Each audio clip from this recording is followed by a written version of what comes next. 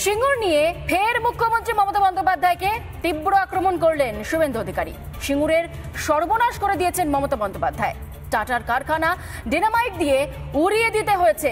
শিল্প হয়নি, কৃষিও হয়নি, এমনকি মাছ চাষও হয়নি। জমির চরিত্র বদলে গেছে। জমির আন্দোলনের ভর কেন্দ্রে দাঁড়িয়েই মুখ্যমন্ত্রীকে তীব্র আক্রমণ করলেন বিরোধী দলনেতা।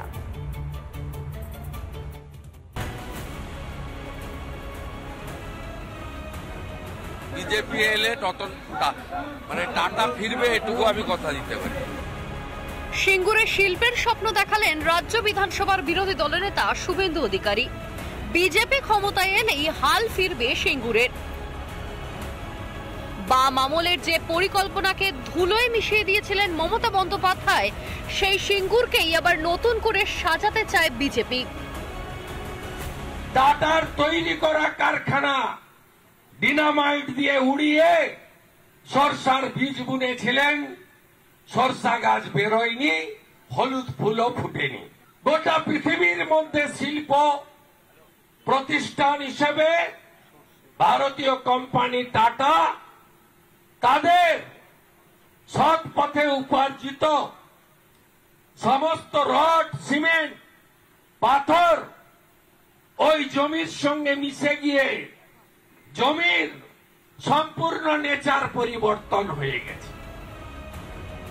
2006 সালের 18 মে সিঙ্গুরে ছোট গাড়ি তৈরির প্রকল্প ঘোষণা করেছিলেন রতন টাটা।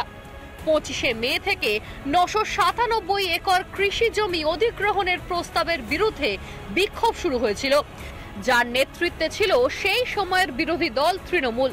শেষ পর্যন্ত টাটা গোষ্ঠী রাজ্যকে টাটা জানিয়ে চলে যায় গুজরাট। আমি মনে করি প্রয়াত রতন টাটার কোম্পানি তিনি দয়া করেছেন মাত্র 766 কোটিতে ফয়সলা। রতন টাটার কোম্পানিতে যদি আমি কর্মচারী থাকতাম, আমি পশ্চিমবঙ্গ সরকারের দুটো খানটা মুড়ে 2000 কোটি টাকা আদায় করতাম। দিতে হবে, পালাবেন কোথায়? কৃষকরা ফসলের ন্যায্য দাম পাচ্ছেন না বলে অভিযোগ করলেন শুভেন্দু। ফসলে পার কেজি 3 টাকা করে মিনিমাম। আমার অন্নদাতা ভগবান, কৃষকরা লস করছে, দায়ী কে? চোর মমতা আবার কে? রাজ্যে বিজেপি সরকার ক্ষমতায় এলে নারী সুরক্ষার পাশাপাশি কৃষকদের অধিকারকে গুরুত্ব দেওয়া হবে, সিঙ্গুরের মাটি থেকে গ্যারান্টি দিলেন বিরোধী দলনেতা। সিঙ্গুর থেকে সন্তু পানের রিপোর্ট, রিপাবলিক বাংলা।